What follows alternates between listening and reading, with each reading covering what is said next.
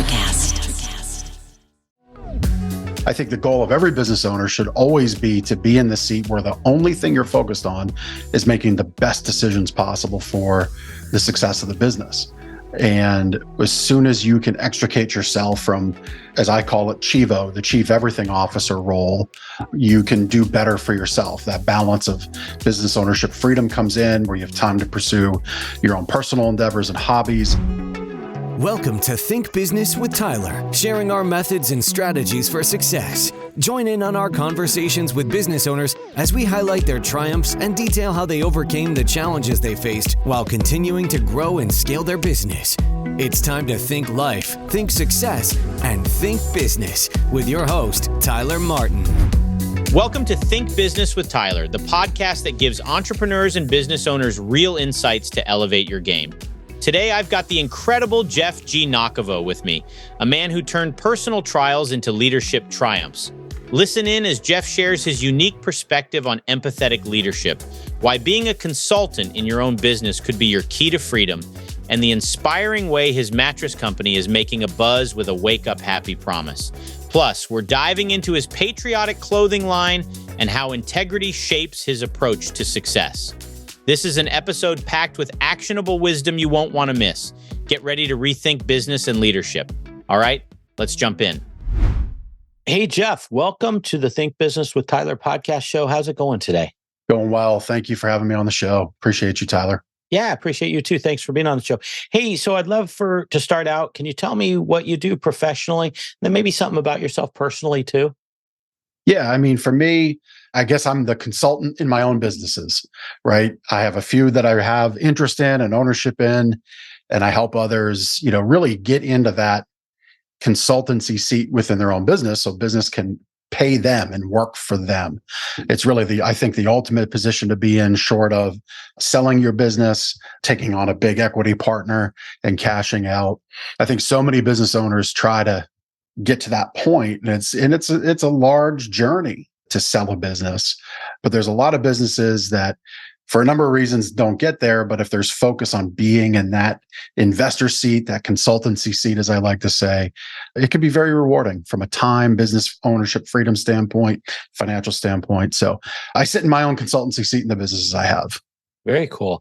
When you say consultancy, like what does that, like, give me some, I'm sure there's people out there going, well, how can I be a consultant in my own business? What are some steps, or what are some things that allow you to feel like you're at that point? Well, think about it in these terms, right? If you have a board of investors or investors in your business, they're not there turning on the open sign. They're not answering emails first thing in the morning. They're not returning the phone calls. They're not going on the emergency calls in the evening if you're that kind of a service-based business or whatever. Investors in businesses check in on a business once a month, once a week, once a quarter, right? They make high-level decisions. I think the goal of every business owner should always be to be in the seat where the only thing you're focused on is making the best decisions possible for the success of the business. And as soon as you can extricate yourself from, as I call it, CHIEVO, the Chief Everything Officer role, you can do better for yourself. That balance of business ownership freedom comes in where you have time to pursue your own personal endeavors and hobbies. You're able to earn a paycheck in whatever structure that might be in. I use paycheck as a loose definition. And the business generates a profit, because at the end of the year, that's what you want to have, is a profit-generating business for yourself. Yeah. So you have several businesses, like this consultancy mindset. Does it start from day one with each business, or do you get to a point where you've developed and now you're like more in an advisor role, and almost say like a consultancy role? How does that look for each one of your businesses? Yeah, I mean, listen, no business is born into adulthood right away. Okay. There's the infancy steps. Well, there's the conception steps. There's the infancy steps, the birthing steps, the toddler steps, the, preschool, kindergarten, grade school ages. And then there's the graduation to adulthood age, right? And it's not all K through 12 years per se in that analogy, but it is similar steps, right? And sure, there are times where you're doing everything, like my clothing, Signer 57 brand, that is something that I'm happy to admit I vastly underestimated the landscape of what it would take to succeed on a paid advertising model. But that business, I was doing everything on my own at first. And then I brought in somebody to help me with the digital marketing, the website aspect of things, the digital presence aspect. But yeah, I was doing everything at the beginning of that, to include going to shows, weekend shows, hawking the merchandise, standing on my feet for 3 days in a row. Those things need to happen, and they're good to happen. It's good for you to understand that. But if you're going to have a business long term, you can't trade in the weekends of your life forever, right? It's not fair to those you love. It's not fair to yourself.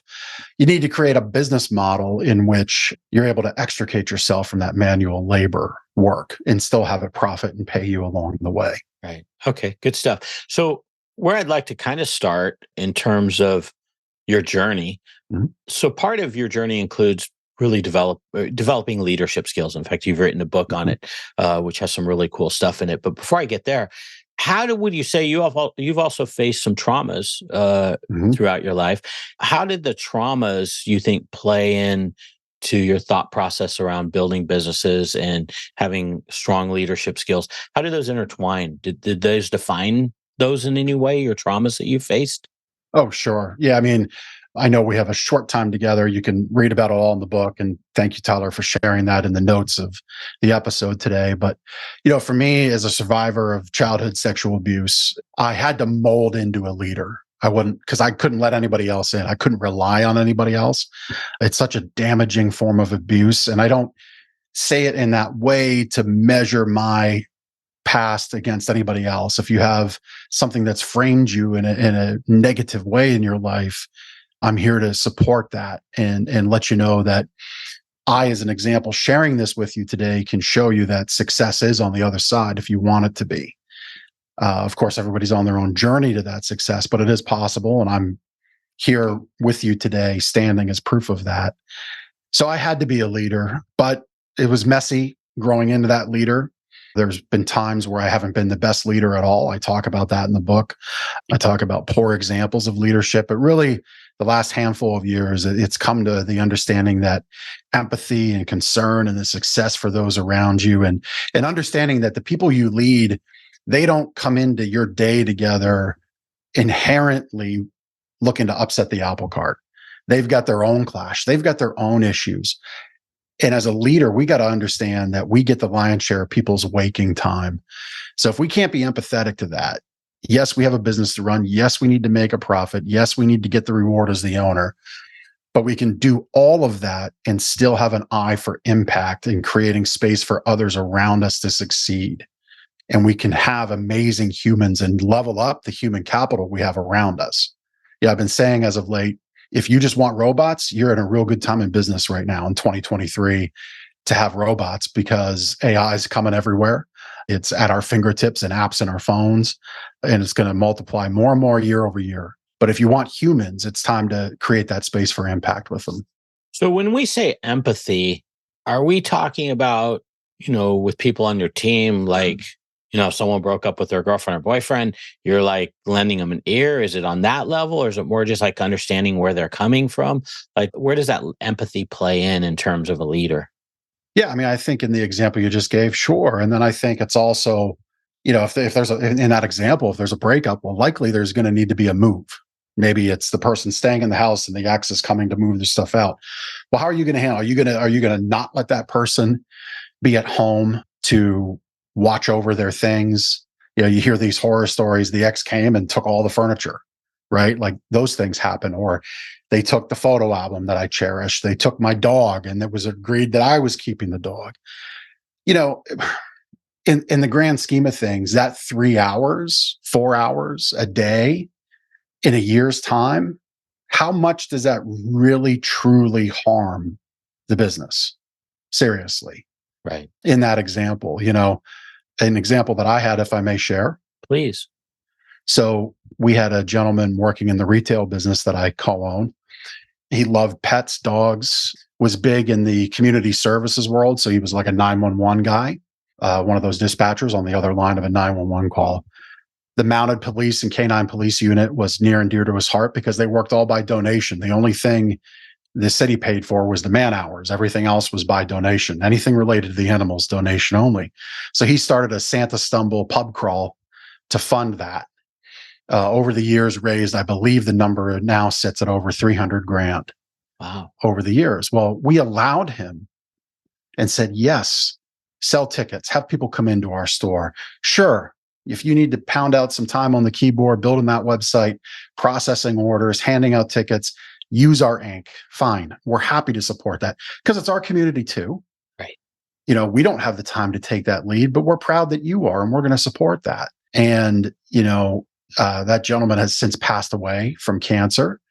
But man, I was proud to see that grow and just know that quietly on the sidelines, our business allowed Pete to grow that thing and not have to work for us 8 hours a day and then go home and battle away for a few hours, after dinner. Right.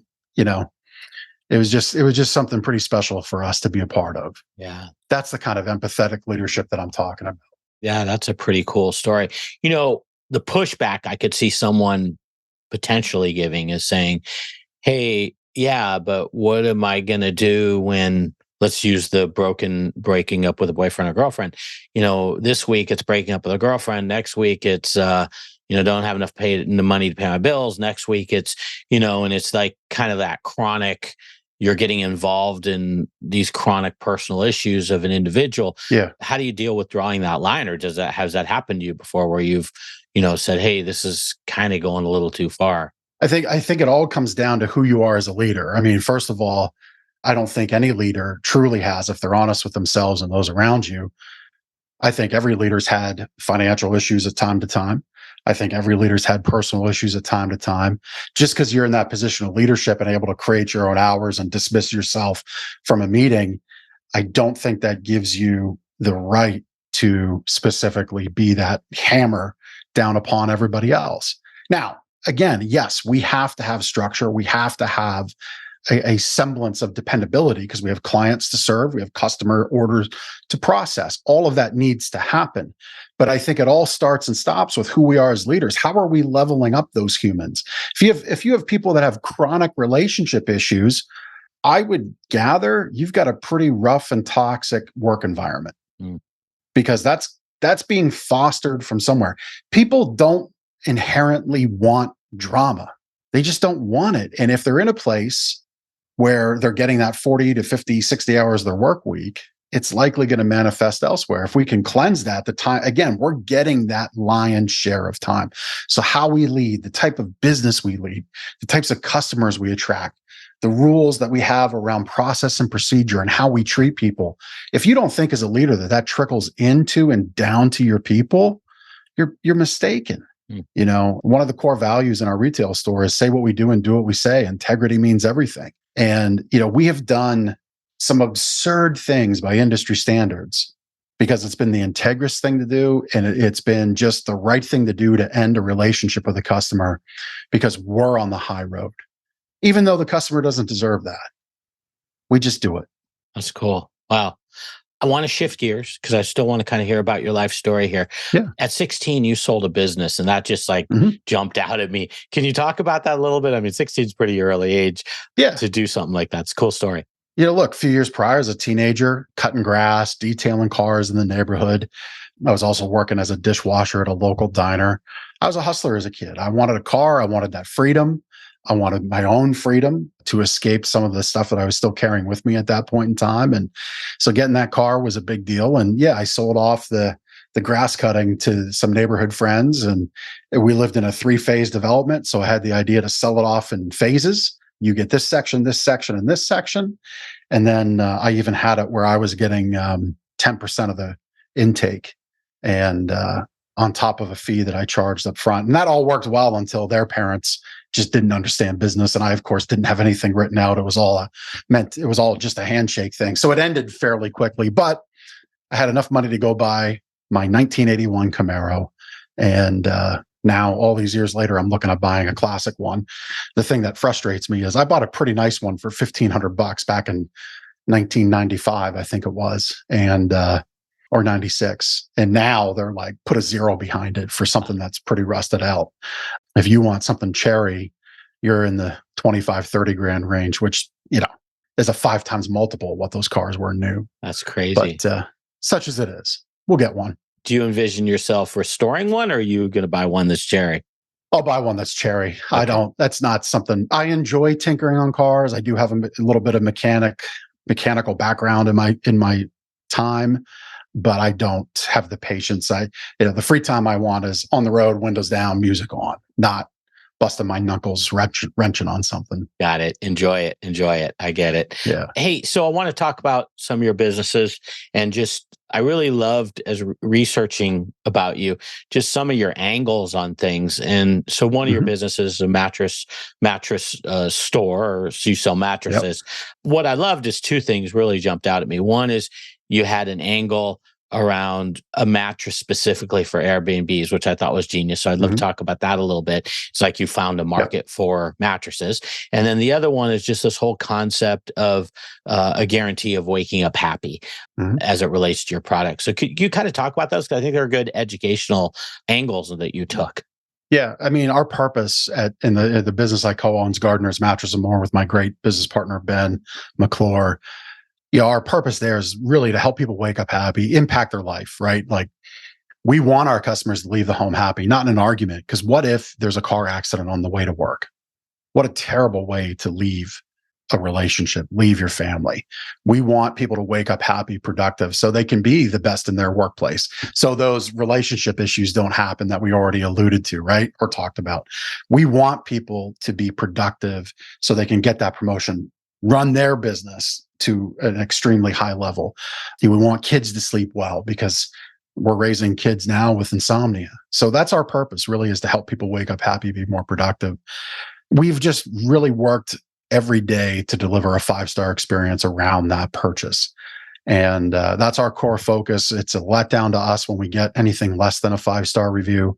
It's something I really take personally. Even people that give us 4-star reviews, I always call them personally and say, hey, I just wanted to know what we could have done to get that other star. And they're those hardcore types. Well, perfection just doesn't exist, so I don't give 5 stars. Okay, fair enough. But I'm glad we did everything we could for you. And it's a business that's, a lot of folks focus on it as a commodity because we don't value sleep as a society. So we try to change that with education. We wrote a little book called Sleep Better that gives our customers the opportunity to understand what sleep routines are, sleep habits, sleep hygiene, sleep tips. And that's part of our marketing plan. And it's part of our purpose. Again, like you said, to help people wake up happy. That's what we're here to do and here to serve. I love that. I mean, it sounds like you guys just really live and breathe. I mean, the fact that you're calling up 4-star reviews, you're like living and breathing. I mean, this isn't talk. A lot of times people put these little fancy slogans and stuff, but the fiber of what the company's all about doesn't really emulate that. I can just feel it, like it's embedded in what you guys want to do and accomplish. So people, you can, if you're listening to this, go check out Gardner's Mattress and More, not because I want to sell you something. This is appropriate to the lesson. Yeah. Gardner's Mattress and More on our Google reviews. Look at lowest, you'll see a 1-star review. And the customer says, I think it was something like, good products, delivered on time, took my money, never heard from them again. Something to that effect. And you're like, well, that person must be a little different to give a 1-star review when they shared those words. Until you understand that we have a 7-step wake up happy promise. And these are the steps that we've identified to make sure we help you wake up happy. Step 7 is we'll call you to make sure you are happy. So my sales manager calls every customer anywhere from 10 days to maybe 3 weeks after the product is delivered. It just kind of depends on how it gets closed out in our system, and the CRM manages that and tasks him to make the phone call. Well, wouldn't you know it, this one contact record, inexplicably, we were never able to figure it out, didn't port over in the task list. And we just missed it. Right. Simple. Right. We missed it. And sure enough, that's why they were disappointed. They came to us because they saw that as a very integral part of the way we do business. So we did good. They loved their mattress. They loved the experience. They were massively let down that we didn't call them when that was the one main driver, because they were disappointed with other buying experiences. And so our lesson now is we run a report from our point of sale system, which ports over to our CRM system. We now run a report against the two to make sure that all the calls have been done. Because the point of sale system for sure always spits out who gave us money. So we can always check it against the CRM to make sure that a record just didn't accidentally drop.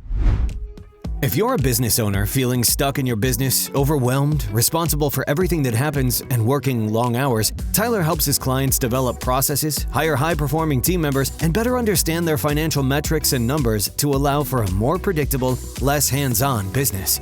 To schedule a free, no-pressure consultation, head to thinktyler.com and click the meeting button. Tyler would love to see if he can help you work on your business, not in your business. Schedule a consultation today at thinktyler.com. Think life, think success, think business. We now run a report against the two to make sure that all the calls have been done. Because the point of sale system for sure always spits out who gave us money. So we can always check it against the CRM to make sure that a record just didn't accidentally drop. Were you able to do something? I mean, 4 stars seems like a pretty heavy weighting, a 4-star loss, a pretty heavy weighting for not making the call, especially since most people, usually they like a call if they have something negative to say. If they're happy, they almost don't want to be disturbed. Yeah, a great amount of people, we actually don't have that conversation with, but we leave a message. Right. And then we send them an email to say, hey, just left you a message, nothing wrong. Wanted to say thank you, wanted to check in. And that's that. And then we move on. Like we've done our part, right? We can't make you pick up the phone. Right. But we're actually toying now with some texting in that message as well, because we're just so more connected through text than we are phone, it seems. But either way, the point is we're not just going to one night stand you. Right. As a mattress guy, I got all the good puns. I get to say I do business in your bedroom and I don't one night stand you. But we don't one night stand our customers. And our goal, over and above a 5-star experience, over and above helping you wake up happy, is to make that purchase the very best purchase you make for your home. Who's your marketing? Are you the one with all these creative slogans and the 7-step and the make sure you wake up happy? Are you the one coming up with these marketing slogans? That's pretty good stuff, and they're catchy. What about the Airbnb? I love your angle of. I mean, what is an Airbnb mattress? By the way, it just sounds cool. So again, we sleep a third of our lives on average. Even when you're at an Airbnb on a great vacation, you're still sleeping, maybe not 8 hours, maybe you're packing in a day and you're getting 5 or 6 hours, but still sleep's important. You want to be comfortable in that Airbnb. People spend $1 million on a location as a host between property and build out and running it on the platform. There's a whole business behind Airbnbs. And so I realized that there's a lot of options that hosts have, but they don't consider the guest experience. And so we just designed a mattress that's 2-sided, a firm experience on one side and a plush experience on another.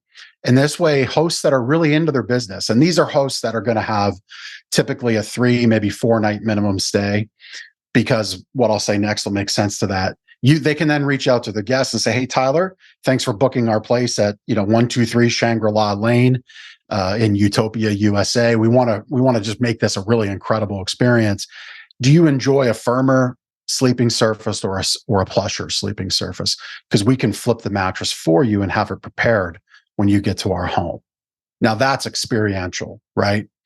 And that's a connective way to immediately continue the excitement. When somebody books a vacation, they're up here and then it dwindles, right? But that reach out is going to carry that excitement all the way through to the day of arrival, right? And maybe they get stuck in traffic, maybe they blow out a tire driving there, flight's delayed a day, whatever. They've got that one unique touch point that can help reinforce this experience. And they know their sleep experience is waiting for them. They got delayed, they missed day 1, they just want to go to sleep, recoup for day 2. They know that experience is there. And the hosts that are running our products, they report some incredible reviews, very happy guests, repeat bookings. It's the kind of thing we can ship in a box right to a door anywhere in the USA. Yeah. And I you just kind of said it with the reviews, it almost sets the table too, that if someone does have a good night's sleep, it kind of sets the table towards the mattress and just the facility trying to give the guest a good experience. So that has a really deep emotional connection if it plays out that way. And it sounds like it does, because they get a lot of reviews and retention, it sounds like, from repeat guests. So that's really cool idea, really novel idea. So I love that. I want to switch gears over to your clothing line. Can you share a little bit about what's that all about? And then I notice you also have some beliefs and you've tied it into some things. I'd love to hear the story behind that. Yeah, thank you for asking. So Signer 57, I was on the go today when we recorded this. I normally will wear a shirt of one of my companies. I didn't today. Shame on me. So Signer 57 is the brand name. And, I'm a 4-year citizen of the United States. I was born in Canada, moved here when I was 10. Something I also write about in my book, but became a citizen in September of 2019. I very much believe in our Constitution. I've studied tremendously the time leading up to the Revolutionary War, the 56 signers of our Declaration of Independence, and then really the battle that ensued between 1776 and 1789 to get us our Constitution. And it's Signer 57 is about picking up on that sacrifice from the 56 signers of the Declaration to carrying forward our Constitution. And, I built that in the last few years, and I feel as though as a society, we're losing some of those ideals of what our Constitution stands for. And I created the brand to speak to that. It's rooted in patriotism and freedom and liberty. It's not a gun shirt. It's not a flag shirt per se. It's a message shirt. And that's been an underestimation is, it's not tapping into that visceral emotion of things like a 2A gun shirt might be. Even though I'm a gun guy, I like to hunt, I like to target shoot, I have firearms, but it's just not that kind of a brand. It's about an idea, and it's about a furtherance of an idea for your neighbor to always have the freedom and liberty that they are entitled to, given to them in our nation. Very cool. Very cool. Is that a mature brand, or is that in its early stages? Where are you at in that venture? Man, that's a brand that's a toddler. It's falling down, not getting up. I'm not afraid. Look, not everything I do is a success. I mean, it just isn't. I don't stand here as somebody that's hit 1,000 with a batting average, right? I mean, your Hall of Famers strike out 7 out of 10 times and they're on the Hall of Fame. I know. So as a business owner, don't beat yourself up. That's the lesson. Signer 57 is one of those things that's kind of on the back burner right now. I was able to discover along the way, not in advance, otherwise I probably wouldn't have done it, or I would have just kept it to something myself on a much smaller scale and sent it out to friends and family, because that's been the bulk of orders to date. It's about $100,000 to $150,000 a month in paid advertising to penetrate this market. The other thing that's a real problem where these companies take off is with viral moments. So if you paid attention musically a few months ago to Oliver Anthony's song, Rich Men North of Richmond, a lot of my Signer 57 competitors immediately jumped on his song and that song title, which he owns by copyright law, and just started printing off shirts. Highly illegal. Right. For me, I'm just never going to consider something like that. And that's something else I've learned along the way is when you're starting out in an endeavor, make sure you know the rule book, whether it's to the letter of the law or there's some deference of integrity that can slide in. Oh, we can print this up. He didn't go and copyright it. We can, well, that doesn't mean it's not his. Eventually he'll catch up to you, and he is now. But they keep, some of these companies keep catching that viral wave, and they keep being able to churn that $100,000 an ad spend, that $150,000 an ad spend, and they find a new level. And hey, listen, I don't begrudge that success. It's just not the type of success I'm willing to go in for from a point of integrity. And people could say, listening to this, well, you're just never going to be successful with that company. To that, I say, okay, I'd rather hit a viral moment with a design that connects to a moment in time that's all mine. Yeah. That's my idea, that resonates with people, and that means something. That isn't just an emotional response. Right. That's what I'd rather see Center 57 go. And if it never happens, it never happens. But I'm not gonna forsake my integrity to make a buck. I can make bucks elsewhere. Very easy. Yeah, that makes sense. I would also argue, it's kind of like a little bit of ambulance chasing what they're doing. And hey, more power to them. Mm-hmm. That's a great way to put it. Yeah, more power to them if it works. But I would argue the way you're trying to position it probably has more legs to it too. It probably would, I would think, last a little longer just because it's a little more organic in the way people connect to it. So cool stuff. Yeah, and I mean, listen, there's value built within it. A lot of brands are very much in infancy state, and they reside, on other people's, what's the saying? You don't build a house on the foundation of sand, right? So if your brand is only on Etsy and Etsy just decides one day to wake up and say no more of that kind of thing, you're out of business. I'm on Shopify, I'm on my own website, I'm in those channels. If one channel goes away, I'm not hurt. There's value in what I've built, and really where I'm focusing now is some networking and seeing, can I just sell that off? Because I've built it. There's a lot there, and it's just, I think maybe it just gets sold to somebody that can put more energy into it.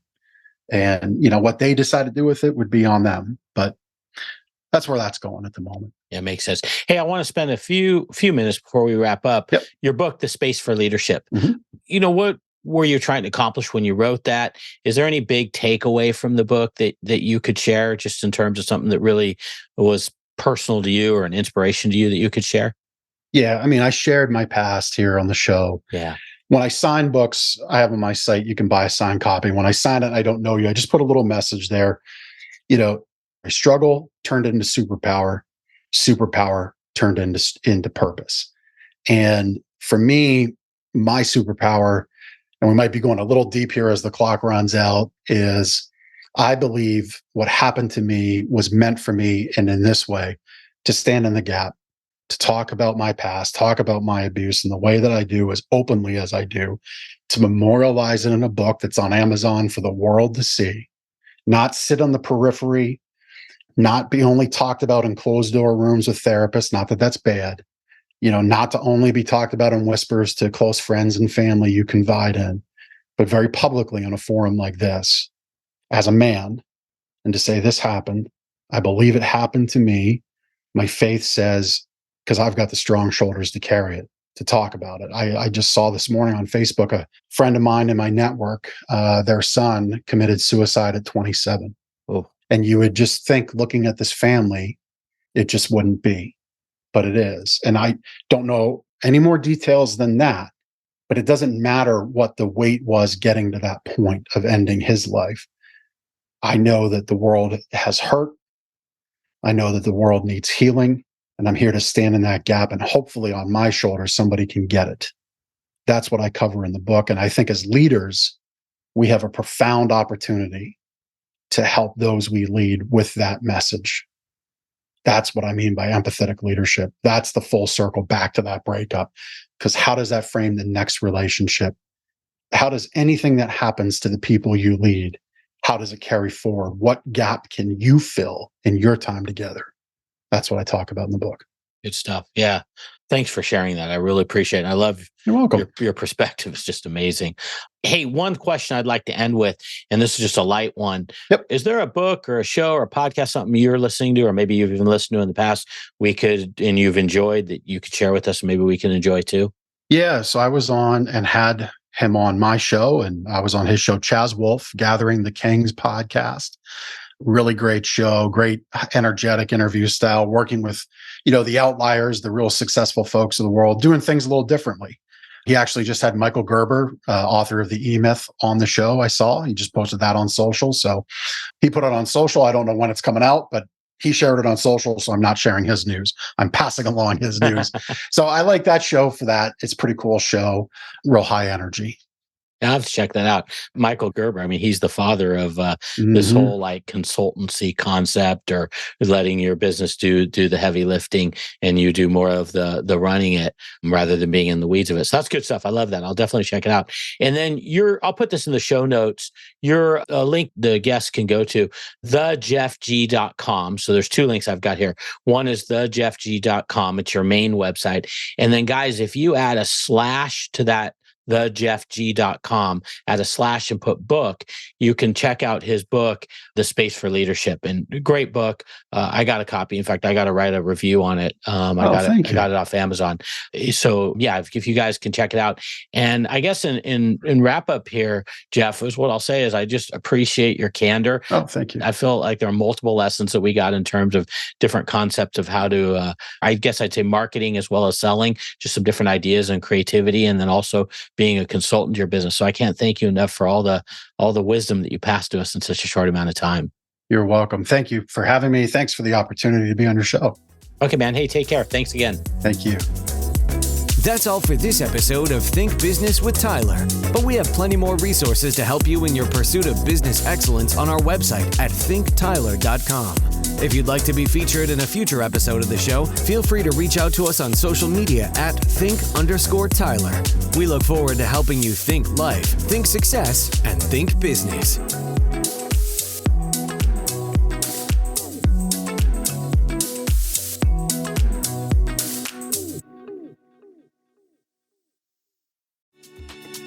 Hey guys, it's Miriam Love here, and I want to share something very special with you. Check out my new release, All In, the Spanish remixes, out now on Electric House Records.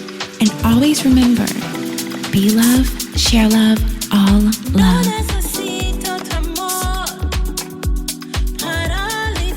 Available now wherever you listen to music.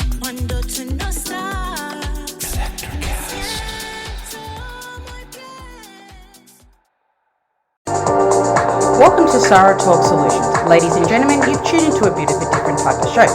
I'm Sarah B and I'm your host. You can find me on my IG, which is Aussie_Sarah_LA. I talk about amazing, relevant conversations and topics and what functions that goes on in this magical, wonderful, wonderful city of the City of Angels. My IG, which is Aussie_Sarah_LA.